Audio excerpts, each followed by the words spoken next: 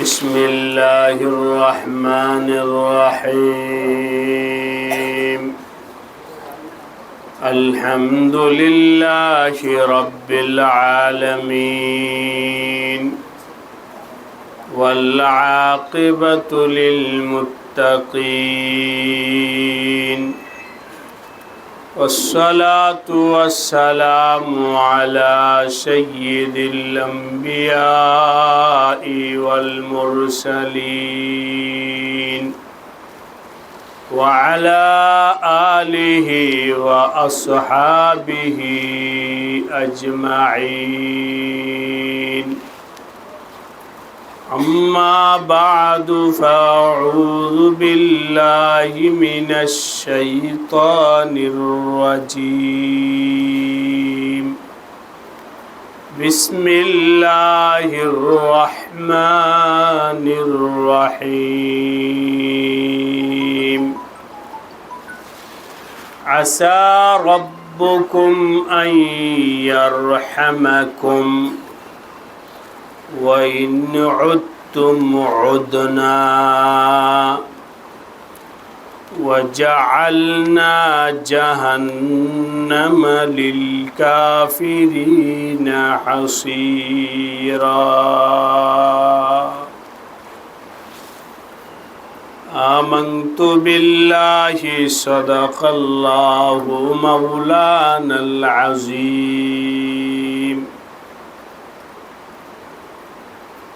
মার্কাজুল হক চম্পাতলা মুন্সিগঞ্জ মাদ্রাসায় 14ই রমজান জোহরের পর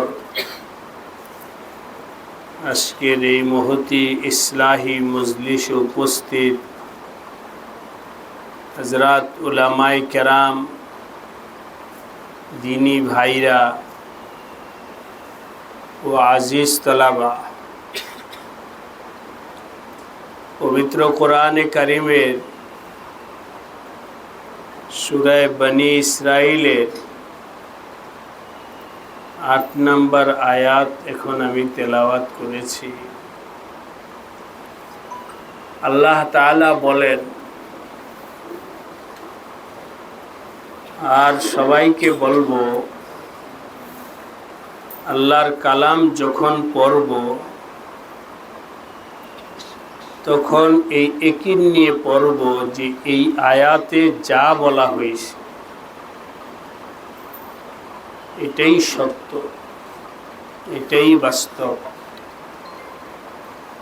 এর কোনো ব্যতিক্রম হবে না। সুতরাং আল্লাহ পাকের কালামটা যদি, কালামের কথাটা যদি আশাব্যঞ্জক হয় তখন সেটার ব্যাপারে আল্লাহ পাকের কাছে আশা পোষণ করা, আর আল্লাহ পাকের কালাম যদি ভয়ের হয় তাহলে নিজের অন্তরের মধ্যে ভয় পয়দা করা। এভাবে প্রত্যেকটা আয়াতের পেছনে মাকসাদ আছে, যেই মাকসাদ আছে ওই মাকসাদ উদ্ঘাটন করে নিজের ভেতরে সেটা পায়দা করা। আমরা এই আয়াতের মধ্যে একটু দেখি কি আছে। আল্লাহ পাক বলেন, আসা রব্বুকুম আইয়ারহামাকুম, তোমরা শুনে রাখো তোমাদের রব, রব্বুকুম তোমাদের রব। আসা এই শব্দটা যখন দুনিয়া এবং মানুষের কোনো কাজে ব্যবহার হয় তখন আশা ব্যঞ্জক হতেও পারে, নাও হতে পারে, তবে হওয়ার সম্ভাবনা বেশি। ওই জায়গায় আশা শব্দটা ব্যবহার হয় নাহুর কায়দা হিসাবে অথবা বালাগাত হিসাবে। কিন্তু যখন আশা শব্দটা কোরআনে কারিমে আল্লাহ পাকের শানে ব্যবহার হয় তখন সেটা ইয়াকিনের অর্থ দেয়। আসা রব্বুকুম, অবশ্যই তোমাদের রব, আইয়ারহামাকুম, তোমাদের উপরে দয়া করবে। তোমাদের রব তোমাদের উপরে রহম করবে অবশ্যই। সুতরাং এখানে যে বলা হয়েছে আল্লাহ পাক রহম করবেন, এই ইয়াকিনটা পয়দা করা এবং সব সময় আল্লাহ পাকের কাছে রহমের আশা করা। আল্লাহ তোমায় আমার উপর রহম করো, আল্লাহ তুমি আমার উপর রহম করো, রহম করো, দয়া করো। রহম মানে হলো দয়া। এর ব্যাপক অর্থে রহমত হয়। হাদিসের কিতাবে আসছে, নবীজি বলেন, পবিত্র রমজান মাসকে আল্লাহ পাক 3 ভাগে বিভক্ত করেছেন। প্রথম 10 দিন হলো রহমতের, অর্থাৎ বিশেষ রহমতের। প্রথম 10 দিন আল্লাহর পক্ষ থেকে বান্দার উপরে বিশেষ রহমত নাজিল হয়। আর দ্বিতীয় দশক হলো মাগফিরাতের, বিশেষভাবে আল্লাহ পাক বান্দার গুনাহকে মাফ করে। তৃতীয় দশক হলো জাহান্নাম থেকে মুক্তি। সেই হিসাবে মুমিন বান্দা সবার প্রথম দশকে বিশেষ করে আল্লাহ পাকের কাছে রহমতের আশা করা, দোয়া করা, আল্লাহ তুমি দয়া করো। দ্বিতীয় দশকে আল্লাহ পাকের কাছে কান্নাকাটা করা, আল্লাহ যেন মাফ করে দেন। বাস আল্লাহর কাছে আশা নিয়ে চাইতে থাকো।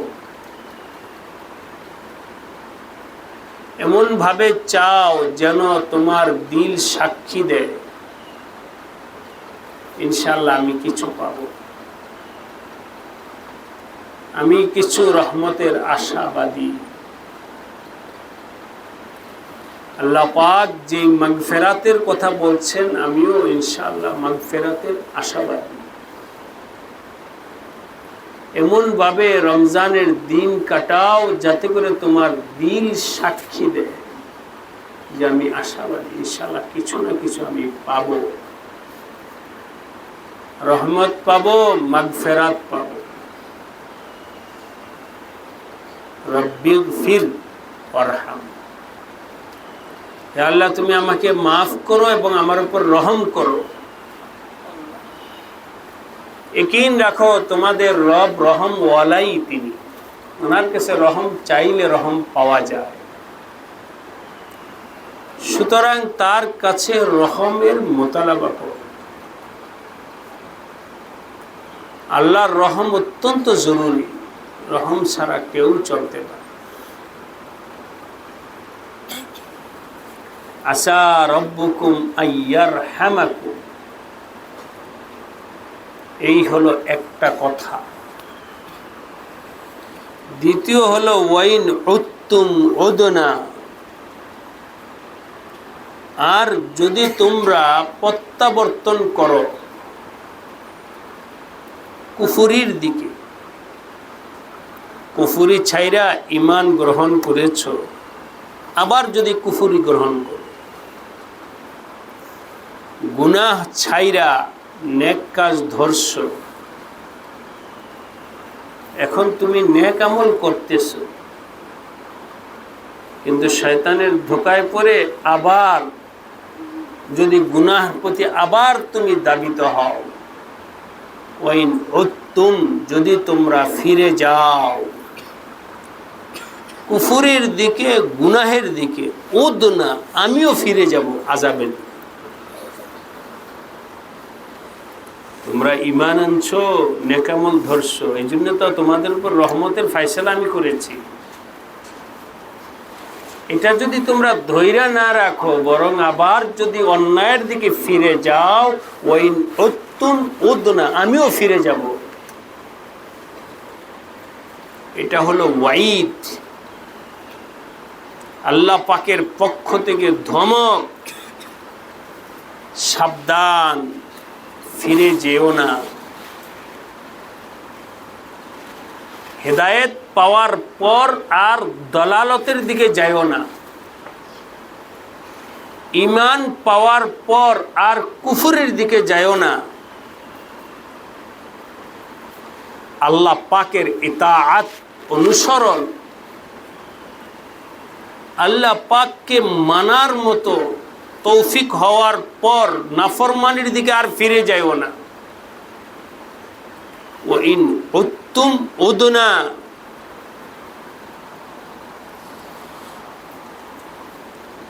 আর শুনে রাখো যদি তুমি ফিরেই যাও কুফরের দিকে, শিরিকের দিকে, গুনাহের দিকে, ওয়াজআলনা জাহান্নামা লিল কাফিরিনা হাসীরা, জাহান্নাম তো কাফেরদের চতুর্পাশে বেষ্টন করে রাখছে। তাই আমাদের ভেবেচিন্তে চলতে হবে। আল্লাহ আমাদের সবাইকে যাকে যতটুকু নেকামল করার তৌফিক দিছে, ওই নেক আমল ধরে রাখার তৌফিক দান করে। এই দুইটা কথা গেল। আরেকটা কথা হলো, পবিত্র রমজান মাস আল্লাহ তাআলার সাথে খাস তাল্লুক করার মাস। আল্লাহ পাকের সাথে বিশেষ সম্পর্ক পায়দা করার মাস হলো রমজান মাস। এভাবেই বলছি, বিভিন্ন কোম্পানি, ব্যবসায়িক কোম্পানি বিভিন্ন উপলক্ষে ছাড় দেয়। ঈদ উপলক্ষে এত% ছাড়, কি বলে এটাকে? ডিসকাউন্ট। ডিসকাউন্ট। এই ফ্যানটার দাম আছে 3000, ঈদ উপলক্ষে এটার দাম 2500 টাকা, 500 টাকা ডিসকাউন্ট। এখন ওই মানের জিনিসই তুমি কিনতে পারছো কম টাকা দিয়ে, সহজে।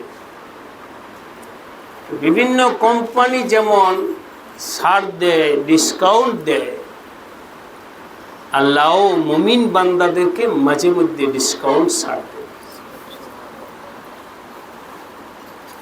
তুমি আমার সাথে সম্পর্ক করতে চাও, যাও রমজানের মাসের জন্য ডিসকাউন্ট সহজে পাইবা, সহজে পাইবা। এভাবেই বলছি তালিব ইলম ভাইদেরকে শেখার জন্য।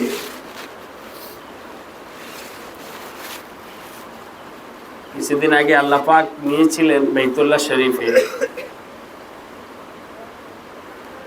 আল্লাহর ঘরে। আমার সাথে আমার একটা ছেলেও ছিল উমরার সফরে। তো হারাম শরীফে ইফতারির সামনে বসে রয়েছি, তো আমার সাথে বসা। আমি এমনি মজা করি, বাবা কিছু চাও আল্লাহর কাছে।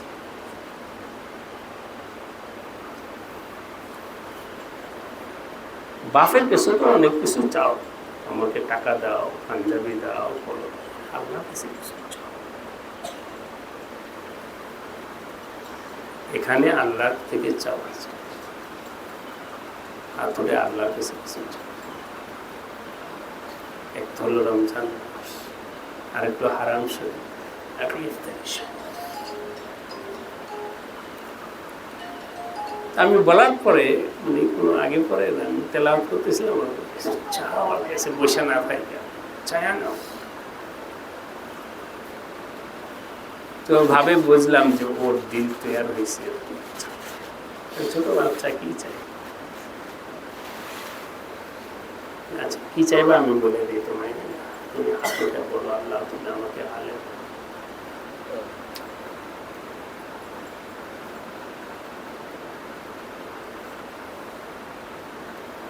এবং আল্লাহর কাছে বলো, আল্লাহ তুমি তোমার ওলি বানাও।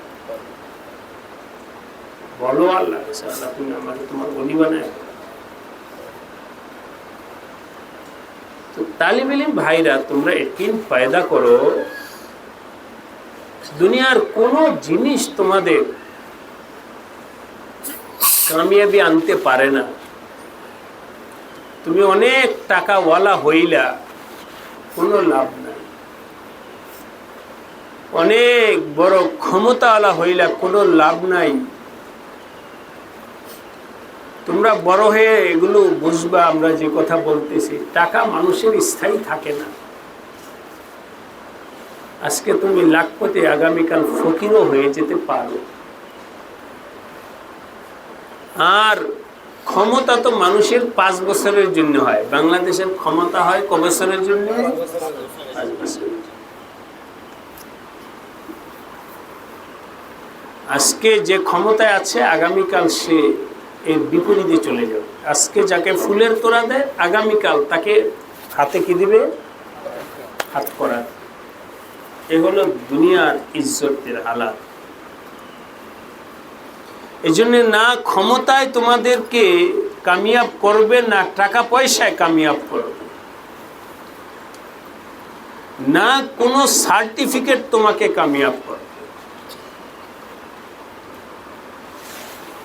একটা সময় আমাদের কওমি মাদ্রাসায় ছাত্রদের চেতনা ছিল যে আমি আমার আল্লাহর বলি হব, আল্লাহওয়ালা হব।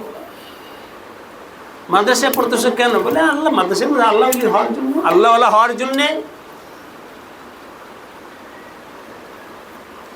এখন যদি তালিব ইলমদেরকে জিজ্ঞাসা করা হয়, তুমি মাদ্রাসায় কেন পড়ো? আল্লামা হব, মুফতি হব, মুহাদ্দিস হব। কেন? মুফতির দাম আছে। কেন? মুহাদ্দিসের মর্যাদা আছে। তাহলে ঘুরায় ফেরায়া কথা ওইটাই, পড়ালেখা হয়েছে মর্যাদা হাসিলের জন্য। সেটাও কোন জায়গার মর্যাদা? দুনিয়ার মর্যাদা। আর আগের জমানার তালিব ইলমদের অন্তরও ছিল, মুখেও ছিল। কেন মাদ্রাসায় পড়তেছে? বলে আল্লাহওয়ালা হওয়ার জন্য।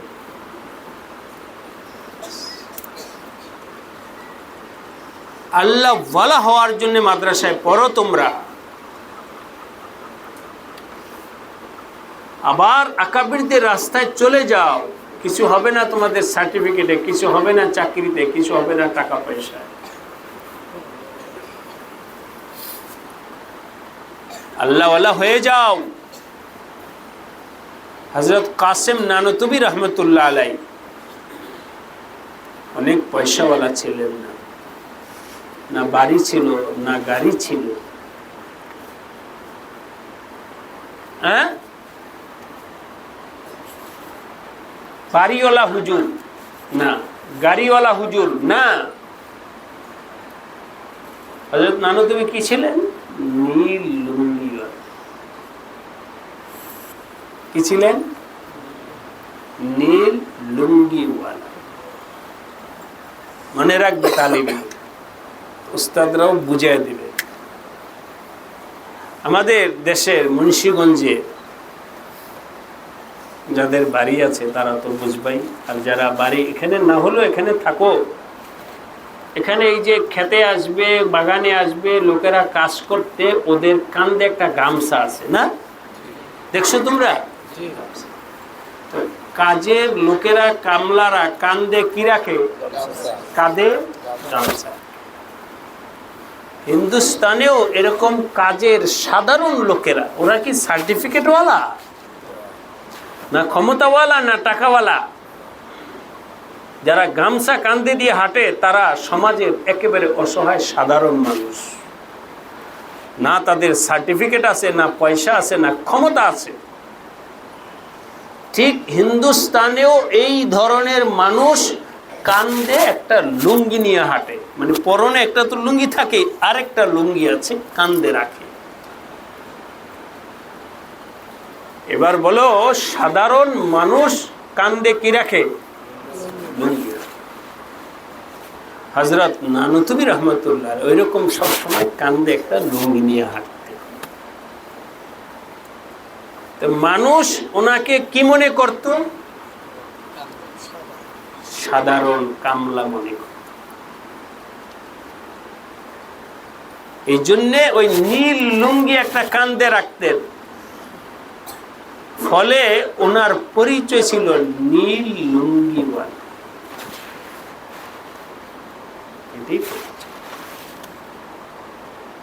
কিন্তু আজকে হযরত নানতুবি রাহমাতুল্লাহ এখনো তোমার আমার দিলের মধ্যে জিন্দা আছে। বলো বাবাজিরা, কি টাকার কারণে, ক্ষমতার কারণে? এটা আমার আল্লাহ পাকের সাথে তাল্লুক হওয়ার কারণে। যতদিন দুনিয়া থাকবে ইনশাআল্লাহ নানতুবির নাম জিন্দা থাকবে। এই জন্যে তোমরা তোমাদের দিলের ভিতরে কখনো যেন কামনা বাসনা, তোমরা যেন দুনিয়ার জন্য লালায়িত না হও যে আমি এই কথাটা লাগবে, ক্ষমতা লাগবে, টাকা লাগবে, এ লাগবে, সেই লাগবে। বরং দিলের মধ্যে বসাও আমার আল্লাহ লাগবে। কি লাগবে? আল্লাহ লাগবে। আল্লাহকে চাও যে আল্লাহ তোমার ওলি বানায় দাও আমাকে। এই রমজান মাস আল্লাহ পাকের সাথে খাস তাল্লুক করার মাস। আল্লাহ পাকের সাথে খাস তাল্লুক কিভাবে করবে আর আলোচনা লম্বা করতে চাচ্ছি না। শিরোনামটা যেন মুখস্থ থাকে। রমজান মাস কি? আল্লাহ তাআলার সাথে খাস তাল্লুক করার মাস। কিভাবে খাস তাল্লুক করব? রমজান মাসে গুনাহ ছেড়ে দেব। কোনো গুনাহ যেন না হয়। রমজান মাসে কোনো গুনাহ যেন না হয়। কিছুক্ষণ আগে আমার ভাগনা ফোন দিছে মালয়েশিয়া থেকে, এই মোবাইলে। তো বললো মামা অনেকদিন ধরে ফোন দিতেছি আপনাকে, কি বলে হোয়াটসঅ্যাপ। বাবা আমি তো রমজান মাসে হোয়াটসঅ্যাপওয়ালা মোবাইল ব্যবহার করি না।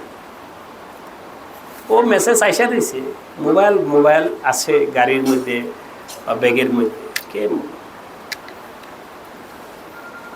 আজকে আমাদের মাওলানা রমজান গাড়িতে বসে শুনে যে হযরত মোহাম্মদ মাদানী সাহেব ভয়েস পাঠাইছে, ভয়েস মেসেজ, কারণ ফোনে পায় নাই আমাকে। ভয়েস পাঠাইছে। কবে পাঠিয়েছে? বলে 2 দিন আগে। আজকে শুনলাম গাড়িতে বসে। রমজানের সব কিছু ছাইরা দাও। আলহামদুলিল্লাহ এখন এই একটু 2 দিন 3 দিন একটু সহুলত দিছি, এরপরে আবার পাওয়া যাবে না। রমজানে এই মোবাইল ব্যবহার করাও ছেড়ে দিচ্ছে। এই মোবাইল আমার পাবেন না। কত কল! এই যে এখনো দেখো 3টা কল আসে। রমজানে 1 ঘন্টা শুধু মোবাইল খোলা থাকে। এখন মাদ্রাসার কিছু কাজের কারণে খোলা আছে, তাছাড়া মোবাইল, এই মোবাইলও পাওয়া যায়।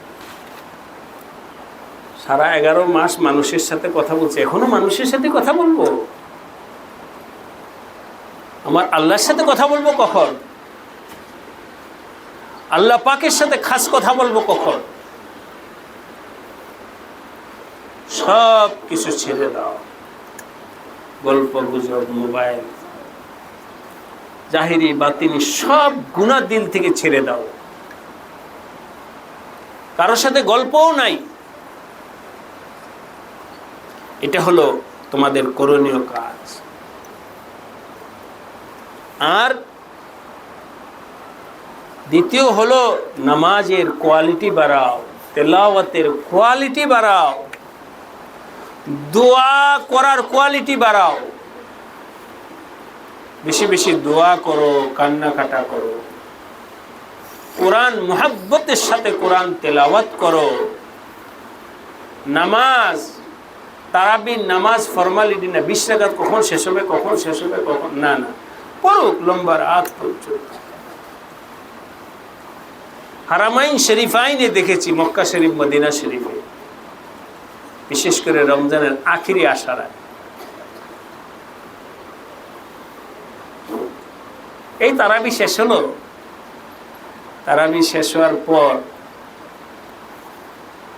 ওরা প্রথম রাত্রে কিছু খায় না, ওই ইফতারের সময় যা খাইছে ওইটাই। এরপরে ওই একটু গাওয়া খাইলো, একটা খেজুর খালো, একটা কফি খাইলো, এক কাপ চা খাইলো, এই অজু ইস্তেঞ্জা করলো, চাটা খাইলো, কিছুক্ষণ পর কিয়ামুল লাইল। রাত্রে শোয় না আরো, রমজান মাসে রাত্রে তারা শোয় না। সেহরির আধা ঘন্টা আগে ব্যাস আমল শেষ, এবার যার যার মধ্যে শেষে সেহরি খেয়ে। যাই হোক, তো রমজান মাস তাহাজ্জুদ পড়ো, কোরআন পড়ো, দোয়া করো, কান্নাকাটা করো, এর মাধ্যমে আল্লাহ পাকের সাথে খাস তাআল্লুক পয়দা হয়ে যাবে। এইভাবে রমজানকে আল্লাহ পাকের সাথে কিভাবে তাআল্লুক বেশি থেকে বেশি করা যায়, এর জন্য সবাই লেগে যাও। গুনাহ ছাইরা দাও।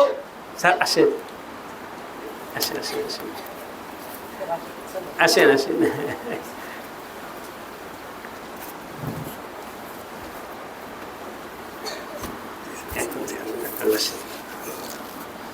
কুমিল্লা দেখা হয়েছিল, লক্ষ্মীপুর এই মাদ্রাসায়। রমজান মাস বলো বাবাজি, কিসের মাস? আল্লাহ তাআলার সাথে খাস তাআল্লুক করার মাস। খাস তাআল্লুক করো।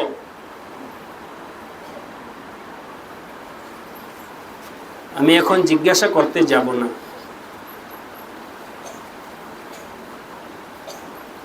দর্শ হওয়া উচিত। বলো দেখি, রমজান উপলক্ষে তোমার কি বাড়ছে? নামাজ বাড়ছে, চোখের পানি বাড়ছে, জিকির বাড়ছে, তেলাওয়াত বাড়ছে, কি বাড়ছে? রমজান উপলক্ষে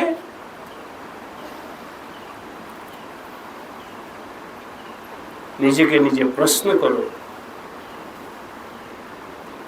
আল্লাহ পাক রমজান দিছেন, খাইলাম, ঘুমাইলাম, কিছু আনুষ্ঠানিকতা করলাম, ইফতারি পার্টি করলাম, ই করলাম, সে করলাম,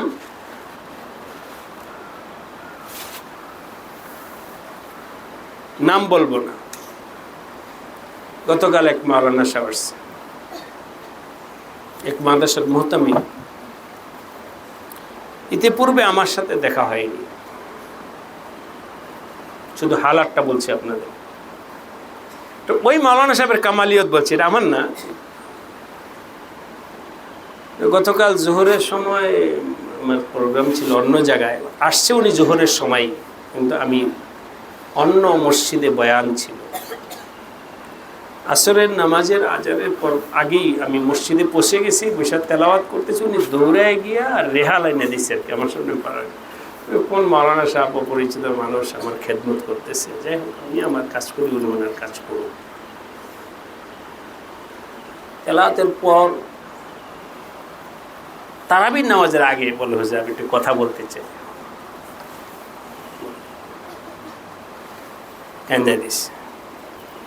হুজুর, আমি এক মাদ্রাসার মুহতামিম,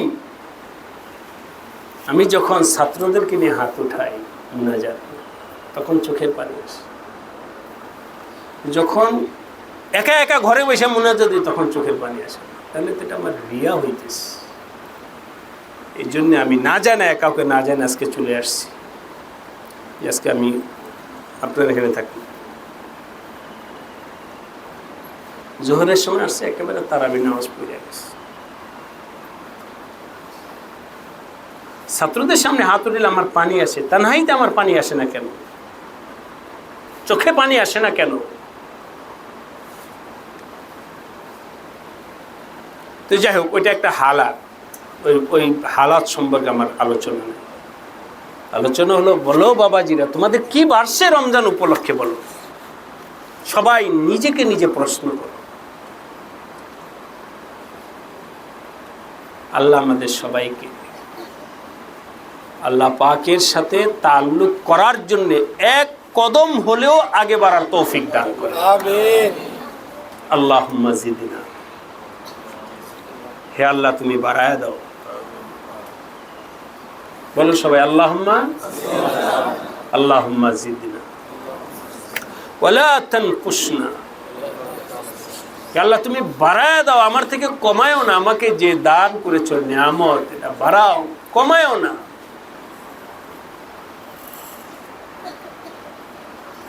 কত মানুষ গুমরা হয়ে যাচ্ছে, আলেম হওয়া সত্ত্বেও গুমরা হয়ে যাচ্ছে। দাওয়াত ও তাবলীগ বলো, বিভিন্ন ভাবে বিভিন্ন লাইনের মানুষ গুমরা হয়ে যাচ্ছে। ছোট্ট একটা কারগুজারি বলতেছি, যাতে করে তোমাদের দোয়াটা বাইরে যায়। এক ভাই, আমি এখানেও নাম বলবো না, সে দাওয়াত চিল্লা লাগাইছে, আমার কাছে বায়াতও হয়েছে। পরবর্তী জানতে পারলাম সে জামাত ইসলামে যোগ দিছে। আমি তাকে ডাইকে না বলছি, হেদায়েত পাওয়ার পরে গোমরাহি কেন গ্রহণ করলাম? আল্লাহ দিছেন কি? হেদায়েত। তাবলীগের পথ কি? হেদায়েতের পথ। হক্কানি পীর মাশায়েখদের পথ কি? হেদায়েত। আর জামাত ইসলামের পথ কি? বাতিল, গুমরাহির পথ। তো হেদায়েত পাওয়ার পরে গুমরাহিতে গেলা কিসের জন্য? আল্লাহর নিয়ামতটাকে কেন তুমি নষ্ট করতেছো বলো? আর তোমাকে বলতেছি এই জন্য, কাল হাসরের দিন যেন বলতে না পারো যে হুজুর তো আমাকে সতর্ক করলো না, এই জন্য বলে নি। ডাইরেক্ট পরিষ্কার কথা বলতেছি, হেদায়েত পাওয়ার পরে গুমরাহিকে কেন, কিসের জন্য তুমি গুমরাহিকে গ্রহণ করবে?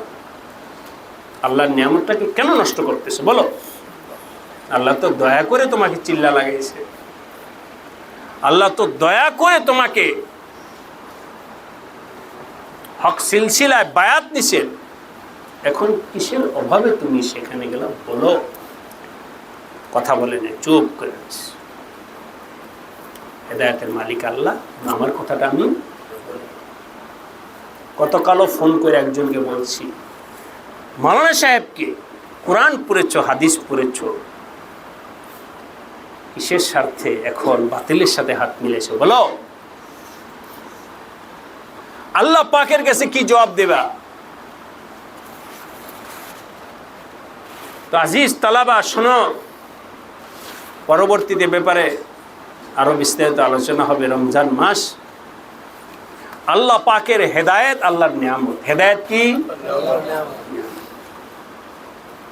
আল্লাহ পাক কওমি মাদ্রাসায় তোমাদেরকে আনছে, মানে হেদায়েত দেওয়ার জন্য আনছেন, নূর দেওয়ার জন্য আনছেন।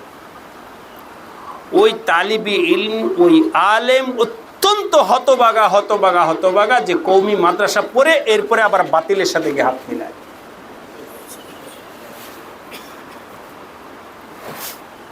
সাবধান হও। আমার কথা না, আমাদের আকাবির ইয়াকিনের সাথে বইলা গেছেন, বাতিলদেরকে নিশানদেহি করে গেছেন, এরা বাতিল।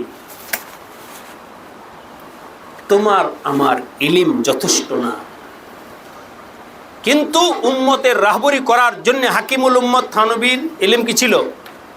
যথেষ্ট ছিল রাহবরির জন্য। উম্মতকে রাহবরির জন্য হযরত হুসাইন আহমদ মাদানির ইলম যথেষ্ট ছিল। ওনারা নিশানদেহি করে আছে এটা হক, এটা বাতিল। তোমার আমার বুঝার সালাহিয়ত নেই। এমনি ভাবে আরো বহুত আকাবিররা, ওনারা হক এবং বাতিল আমাদের কাছে খুলে খুলে বলে গেছে যে এই পথে তোমরা চইলো, এই পথে তোমরা যাও না। আজকে তুমি আমি 2 পয়সার ইলিমের মালিক হওয়া ছাড়াই ওই আকাবিরদের ফয়সালা পাল্টায় ফেলতেছি। কোরআনে কারীম একটা আয়াতের তরকিব শিখাই মনে করতেছো যে আমি কোরআনের একেবারে গভীরে পৌঁছে গেছি। অনেক কিছু আছে বুঝা। আল্লাহ পাক সেই নিয়ামত আমাদের আকাবিরদেরকে দিয়েছিলেন, ওনাদেরকে জাহিরি ইলম দিয়েছিলেন, বাতিনি রুহানিয়তের রাজা বানিয়েছিলেন। আরো তোমাদেরকে গল্প শোনাইছে আকাবিরদের। যাই হোক, আল্লাহ পাকের কাছে এই দোয়াই করো, আল্লাহ যেন মৃত্যু পর্যন্ত হেদায়েতের উপরে থাকার তৌফিক দান। আল্লাহুম্মা জিদনা ওয়ালা তানকুসনা। হে আল্লাহ, তুমি আমাকে আরো নিয়ামত দাও। আল্লাহ রাব্বুল আলামিন আমাদের সবাইকে সামনে বাড়ার তৌফিক দান করুন। আমিন। ওয়াইন উত্তম ওদনা, পিছনে যদি চলে যাও তাহলে জাহান্নাম। ওয়াইন উত্তম ওদনা, সূরা বনী ইসরাঈলের 8 নম্বর। ফিরে যেও না গুমরাহির দিকে, যদি ফিরে যাও আমার ফয়সালা আমি ফিরিয়ে দেব। বরং হেদায়েতের উপরে থাকো, রহমতের উপরে থাকো, রহমতের পথে থাকো। আল্লাহ মাদ্রাসাকে কবুল করে, আমিন। মাদ্রাসার সকল হাজাতকে আল্লাহ পুরা করে, আমিন। মাদ্রাসা অনেক টাকা